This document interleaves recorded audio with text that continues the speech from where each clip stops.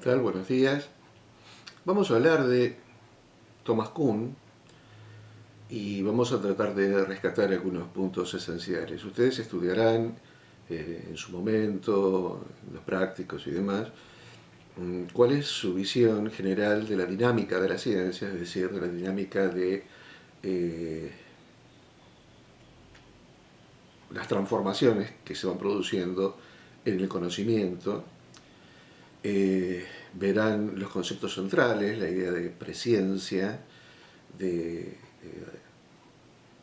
instauración de un paradigma, de crisis de un paradigma debido a la acumulación de anomalías. Verán la idea de paradigmas rivales, la idea de el nacimiento de una revolución científica y finalmente el reemplazo de un viejo paradigma por un nuevo paradigma. Verán que, claro, está bien dentro de la idea historicista, la idea de que la historia es constitutiva del proceso de descubrimiento y de validación. Historicista porque el otro concepto central en Kuhn va a ser el de comunidad científica, que va a ser una idea que servirá de justificación, de base para el sostenimiento de un determinado paradigma. Un paradigma se sostiene a través de una comunidad científica. Pero yo quería hablar ahora de otros aspectos, porque habitualmente esta idea epistemológica de Kuhn se estudia como una especie de cuentito, ¿no? Que es muy fácil de recordar, presciencia, establecimiento de un paradigma, periodo de ciencia normal, crisis por acumulación de anomalías, paradigmas rivales, revolución científica, instauración del nuevo paradigma y nueva ciencia normal. Ese cuentito es fácil de recordar, aparentemente fácil de entender. Yo voy a hablar de las partes que no parecen tan sencillas ni tan obvias. Ustedes vieron que el positivismo lógico parte de reflexiones respecto de los límites del lenguaje, ¿no? Estableciendo como criterio de cientificidad, criterio de cientificidad, no de verdad ni nada, sino criterio de cientificidad, es decir, cuando un enunciado es científico o no, a partir de el criterio verificacionista del significado. El significado oracional, el significado de los términos, deriva o tiene que derivar o tiene que estar conectado directamente con una experiencia inmediata, una experiencia que aparece obvia, la experiencia de lo dado, pero que está ahí. Esto es claramente importantísimo para la constitución del positivismo lógico.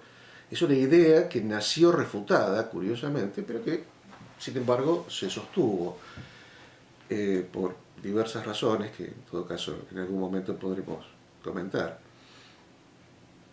Acá, en la obra de Thomas Kuhn, otra vez aparece el lenguaje, pero aparece el lenguaje atravesado por la obra de otros filósofos, como Quine, que mostraron, o pusieron o propusieron el problema de la traducibilidad, de la posibilidad de traducir. Y otra vez el lenguaje está en el centro, ¿no? Quine, un viejo y clásico libro llamado Palabra y Objeto. Acuérdense, después Foucault va a publicar Las palabras y las cosas, otra cuestión, títulos que tienen que ver.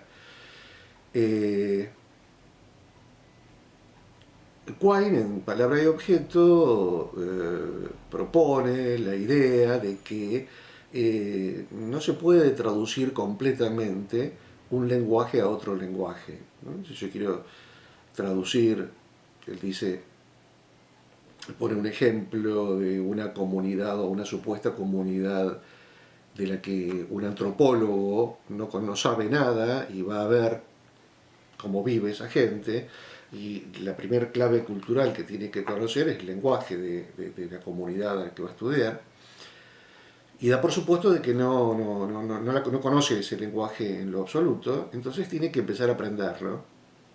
Y para empezar a aprenderlo empieza ostensivamente, es decir, mostrando, diciendo, ¿no? Ve un árbol, entonces el antropólogo señala eso y la gente de la comunidad le da el nombre de eso.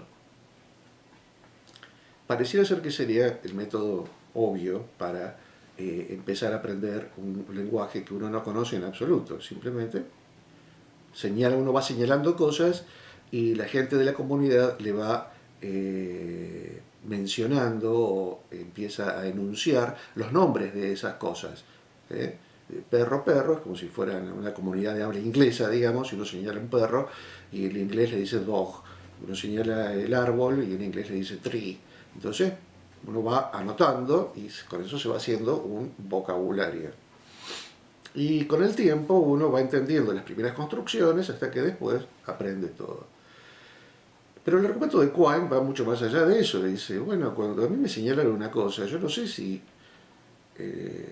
cuando señala un árbol, no sé si lo que me están traduciendo es corteza de árbol, tronco de árbol o rama de árbol. Tengo que hacer varios ensayos hasta que me doy cuenta si la palabra que me están diciendo es árbol, o si me están diciendo roble, o si me están diciendo tilo, o si me están diciendo vegetal, o si me están diciendo hermano totémico. Es decir, a lo mejor cuando el investigador, el antropólogo señala el árbol, el otro no dice árbol, lo que para nosotros es árbol, sino dice, es mi hermano. Qué bacana, ¿no? ¿Cómo llegamos a darnos cuenta? ¿Cuánto tardaríamos en darnos cuenta de que la palabra que usó el miembro de la comunidad lingüística que estamos estudiando, cómo se dio cuenta cómo se da cuenta el antropólogo que la persona de la comunidad lingüística que estamos estudiando dijo hermano totémico y no dijo lo que para nosotros es árbol? Este argumento presionado y forzado lo lleva a Quine hasta el punto de decir que siempre hay un residuo cuando uno quiere traducir de un lenguaje a otro, lo conduce al holismo con respecto al significado. El holismo significa que uno no sabe qué significan las palabras a menos que conozca todo el lenguaje. Por eso se llama holismo, todo. Todo el lenguaje es lo que nos permitiría a nosotros acceder al conocimiento del significado de los términos, y eso incluso solo aproximadamente. Aún así, aún con el holismo, esto se puede extremar todavía más y decir, bueno, no solamente no podemos traducir un lenguaje a otro, a menos que conozcamos completamente los dos lenguajes, sino que, y tampoco, aún en ese caso, digamos, siempre va a haber un residuo significativo cuando tratamos de traducir un lenguaje a otro, sino que incluso entre los hablantes de un mismo lenguaje, cuando nos comunicamos y yo digo vaca, ustedes creen que entienden lo que yo estoy entendiendo por vaca, y es bastante probable que eso no sea cierto, que haya una diferencia de significado, en este caso de un término, entre lo que yo pienso, que es una vaca, mi concepto de vaca, y el concepto de vaca que tienen ustedes. Piensen en el concepto de vaca que tiene un vendedor o un productor ganadero, el concepto de vaca que tiene un carnicero, el concepto de vaca que tiene un veterinario, el concepto de vaca que tiene un hindú y el concepto de vaca que tiene una persona cualquiera por la calle. La idea es que ese concepto de vaca simplemente nos permite, nos habilita para comunicarnos aproximadamente, pero nunca exactamente. Nos comunicamos más o menos, nos entendemos. Si yo digo que quiero comer carne de vaca, ustedes me entienden. Y si yo digo que soy vegetariano y no como carne de vaca, ustedes me entienden lo suficiente como para saber qué esperar de mí. Pero no podemos decir que estamos comprendiendo cabalmente qué es lo que significa para mí la palabra vaca. De la misma manera, cuando leemos la obra de un científico o cuando leemos la obra de un autor antiguo, podemos creer que entendemos sus palabras. Cuando un griego antiguo, en Platón, por ejemplo, leemos la palabra aire, creemos que estamos entendiendo. Sin embargo, para Platón, el aire, términos, palabras que nos podemos traducir, porque cuando las señalamos es más o menos lo mismo, palabras como aire, fuego, agua, tierra,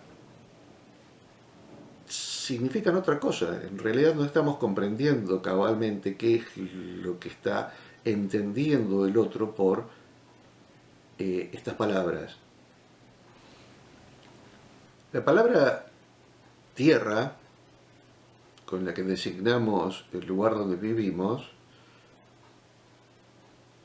para nosotros es claramente un planeta del sistema solar.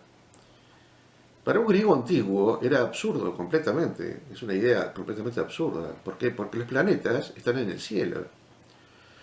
Los planetas están en el firmamento, uno puede verlos. Se diferencian de las estrellas por su movimiento, un movimiento diferente al que tienen las estrellas. Las estrellas se mueven parejito, giran, parecen sobre nuestras cabezas. Y en cambio los planetas no, los planetas van y vienen o tienen un movimiento diferente. Pero claramente los planetas están en el cielo. Luego la Tierra no puede ser un planeta porque la Tierra está acá, no está en el cielo. ¿Se ve qué es lo que quiero decir? Para un griego antiguo, la Tierra no podía ser de ninguna manera un planeta. Su idea de cómo era el cosmos influía directamente en el significado de las palabras que usaban. ¿Y qué se podía esperar de alguien que usara esas palabras? ¿Y qué oraciones podían ser verdaderas o falsas utilizando esas palabras? En su explicación del movimiento, Aristóteles decía que cuando uno arrojaba un objeto, el objeto se cargaba de una fuerza llamada ímpetus, y que ese ímpetus era lo que mantenía la piedra en movimiento. Cuando llegamos a Newton, esto deja de ser así, ya desaparece el ímpetus y no es reemplazado por nada. Hay una teoría diferente, una concepción diferente, un paradigma diferente respecto de cómo funciona el universo en su totalidad. Y en ese nuevo paradigma, el de Newton, no existen cosas como el ímpetus. Esto quiere decir que cambia la ontología, cambia qué cosas hay en el mundo, ¿no? Se transforma esto. Quería hacer hincapié en este tema. ¿Por qué? Porque esto es lo que nos lleva a comprender qué es lo que quería decir Thomas Kuhn cuando hablaba de inconmensurabilidad entre paradigmas.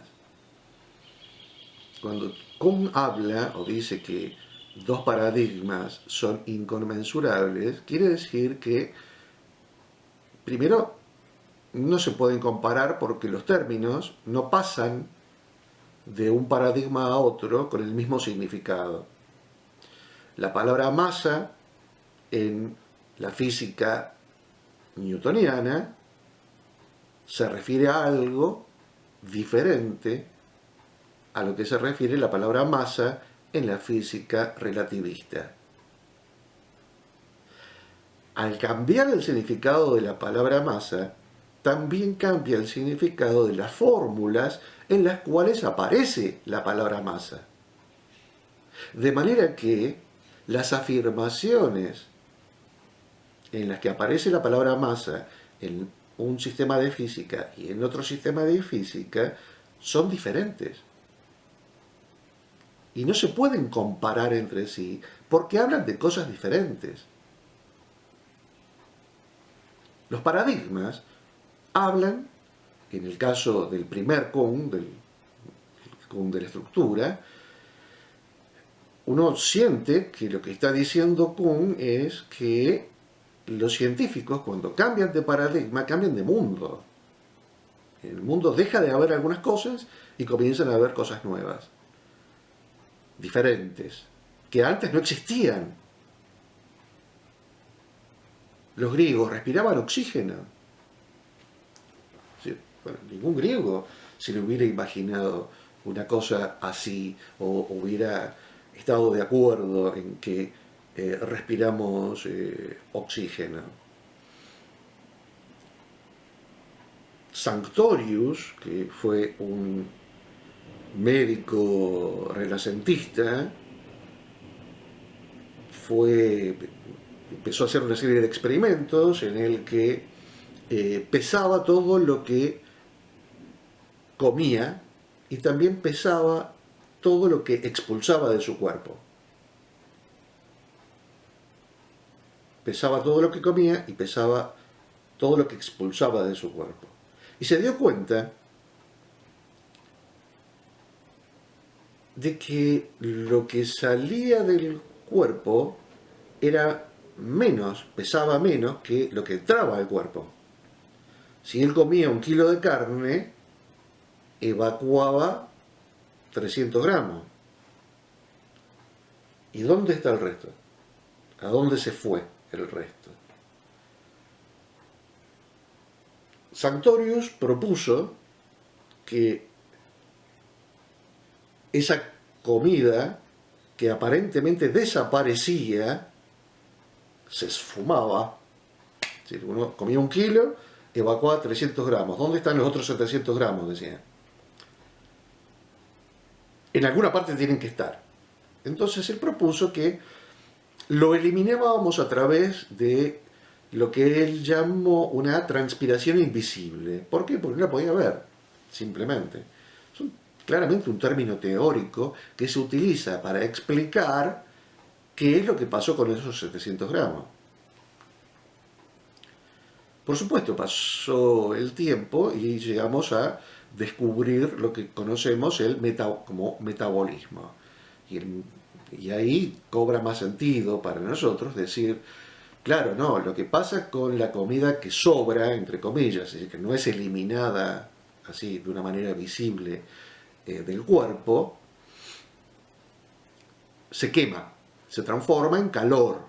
Hay que mantener un cuerpo a 37 grados durante todo el día, hay que darle energía para que se mueva, se traslade de un lugar a otro, para que piense, para que vea, etcétera, etcétera. Entonces, esos otros 700 gramos se quemaron en lo que llamamos procesos metabólicos. Ahora, los procesos metabólicos no existían en la época de Sanctorius. Simplemente no existían. Y ahora no existe la transpiración invisible.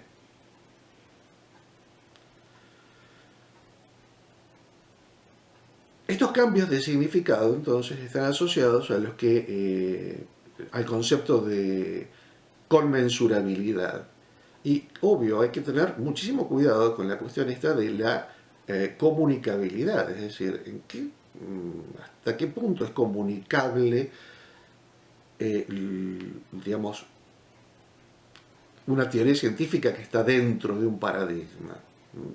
¿De qué manera podemos comunicar eso si realmente, es decir, cuando hacemos historia de la ciencia, nos encontramos con un Sanctorius que habla de transpiración invisible y realmente nos cuesta creerlo, nos cuesta entender por qué él puede hablar de una cosa así, porque ahora sabemos ya que efectivamente hay procesos de oxidación rápida que queman los elementos es decir, parte de los elementos que ingerimos son quemados para producir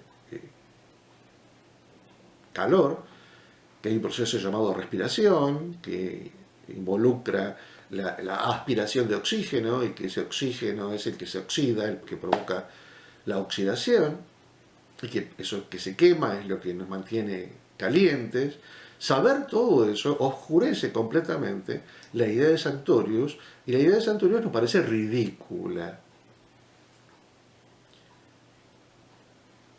Es muy difícil comunicar una teoría, y cuando hay un cambio en un paradigma, es decir, cuando hay cambios muy grandes, cambios que involucran la desaparición de cosas y la aparición de cosas nuevas, y que la visión general del mundo, de cómo funciona todo, cambia, el tema de la comunicabilidad es un tema serio, porque tenemos una parte de la comunidad a la cual uno debe enseñarle el conocimiento científico, y está manejando esa comunidad un vocabulario y una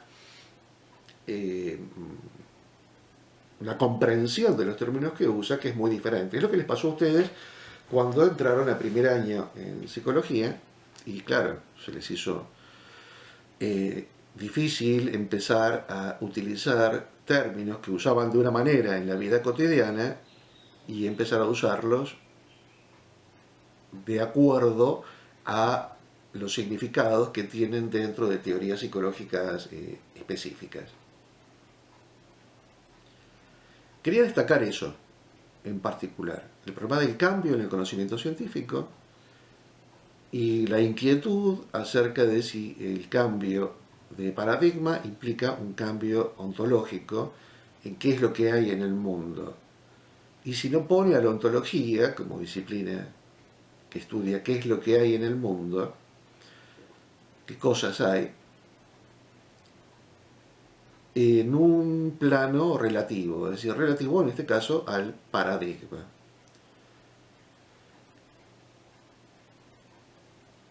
Bueno, luego vamos a ver otra forma de relativismo. Lo vamos a dejar para otro encuentro.